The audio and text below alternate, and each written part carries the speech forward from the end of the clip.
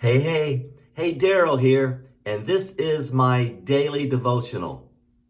In 1 Kings chapter 5 and 6, we see the details of the building of Solomon's temple.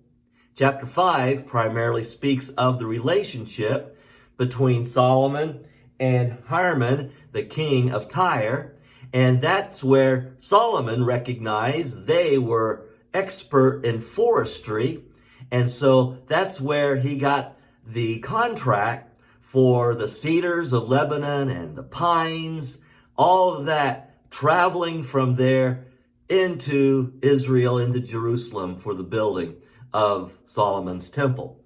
And then into chapter 6, we see the exquisite details of how everything was built, how the stones were carved at the quarry, and how everything came together so majestically. We even see the details of the cherubim as they were being built in the inner circle in the Holy of Holies where the Ark of the Covenant would be set.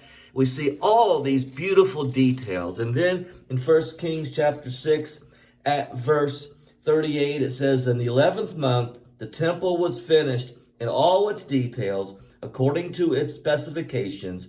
He had spent 7 years building it." And so this was an exquisite place. The Ark of the Covenant would be set in the Holy of Holies, in that inner sanctum. But it was just a place that represented the presence of God. Because a place, stone, gold, cedar, pine, all can be destroyed. In fact, that's what happened when the Babylonians came along. Nebuchadnezzar led his army against Jerusalem, and they destroyed this temple in about the year 560-ish BC. And then the temple was rebuilt, known as Herod's temple. And then once again, the temple in 70 AD was destroyed by the Roman Empire, and it's not been rebuilt. Now, let me express this to you as closely as I can. The temple represented the presence of God on earth. After Jesus, who was specifically the presence of God on earth, was crucified, resurrected, and ascended into heaven, and he sent his Holy Spirit to dwell within those who believed. We, who are believers, become the temple of the living God. That ark is never going to be found because that ark would be worshiped.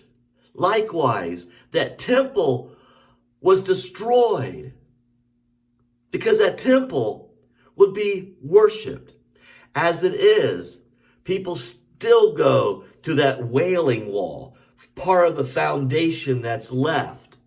And those Jewish folks place their prayers into the cracks of that Wailing Wall, and they go through their bowings and praying because they sense that is where God's presence is.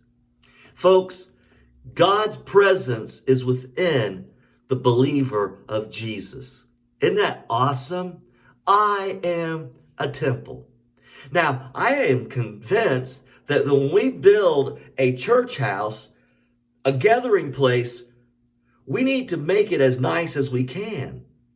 But that does not mean it has to live up to some architectural standard. You see, I've been a part of building churches in Brazil. I was a part of building pews, believe it or not, and they were rough, very rough. I have been a part of worshiping in Africa where there were barely benches under a shade tree.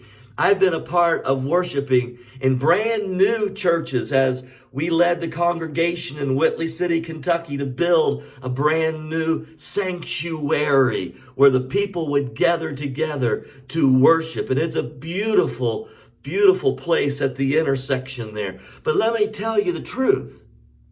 It's not the beauty of the building, but it's the holiness of the sanctuary, the person, the individual temples of God.